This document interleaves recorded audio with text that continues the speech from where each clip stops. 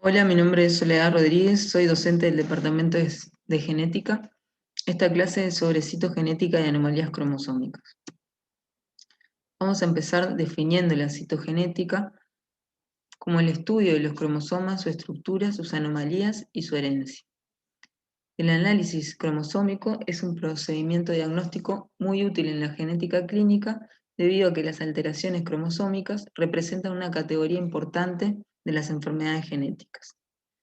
Las alteraciones cromosómicas son cambios microscópicamente visibles en el número o estructura de los cromosomas. Son causa frecuente de infertilidad, abortos espontáneos, malformaciones congénitas y discapacidad intelectual. Están presentes en el 1% de los nacidos vivos y son responsables de hasta el 50% de los abortos espontáneos del primer trimestre. Los cromosomas están formados por ADN y proteínas, son estructuras dinámicas que se condensan y se descondensan a lo largo del ciclo celular y alcanzan su máximo grado de compactación en la mitosis, más específicamente en la metafase de la mitosis. La citogenética aprovecha este evento fisiológico para poder visualizar los cromosomas al microscopio óptico en esta fase. Entonces, el cromosoma metafásico está formado por dos cromátidas hermanas, que son estas, que son idénticas entre sí, y están unidas por una estructura que se llama centrómero o constricción primaria, y que determina dos brazos en el cromosoma, un brazo corto y un brazo largo. Los extremos de los cromosomas se llaman telómeros.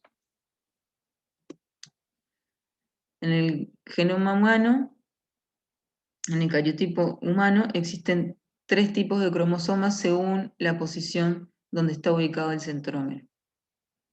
Los centrómeros que están ubicados en el medio del cromosoma equidistante a los extremos de los brazos se llaman cromosomas metacéntricos.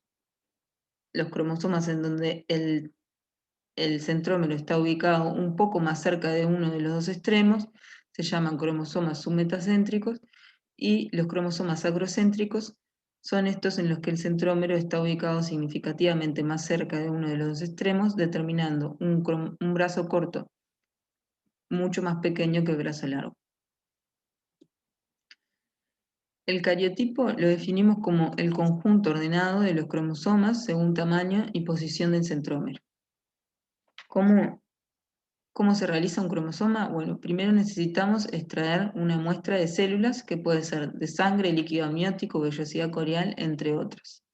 Luego vamos a estimular la división de estas células en un medio de cultivo, a detenerlas en el ciclo celular, en la metafase, en la mitosis, que dijimos que era la fase donde los cromosomas estaban más condensados y se podían visualizar al microscopio óptico. Luego vamos a dispersar a los cromosomas y a teñirlos para poder mirarlos en el microscopio. ¿Qué se ve en el microscopio? Se ve, esto es un núcleo con un montón de cromosomas dispersos, ¿tá? Que lo que va a hacer el citogenetista, que es quien mira el cariotipo, el microscopio, lo que va a hacer es ordenarlo por tamaño y posición del centrómero, ¿tá? Acá tenemos a la derecha el conjunto ordenado de los cromosomas por tamaño y posición del centrómero, que dijimos que esa era la definición de cariotipo. Entonces, el cariotipo humano está formado por 46 cromosomas que se distribuyen en 23 pares de cromosomas homólogos, ¿sí? Del 1 al 23. El 22 y después el par sexual. 23 no. Son 22 autosomas y un par sexual. ¿Bien? Entonces, cada par de cromosomas homólogos, por ejemplo, este es el par 1, está formado por un cromosoma proveniente de uno de los dos padres y el otro proveniente del otro. O sea, uno de la madre y otro del padre. Bien. Y como dijimos, están ordenados por tamaño. El par 1 son los cromosomas más grandes, el par 22 los más chiquitos, y por posición del centrómero. Acá vemos que están organizados en grupos, que por ejemplo el grupo A son los metacéntricos grandes, el grupo B son submetacéntricos. El grupo G, por ejemplo, son acrocéntricos. Bien, entonces, según la composición del par sexual, vamos a tener un sexo cromosómico de varón o un sexo cromosómico de mujer. XX, sexo cromosómico de mujer, y XY, sexo cromosómico de varón. Entonces, la fórmula cromosómica se escribe así: primero el número de cromosomas y luego el par sexual.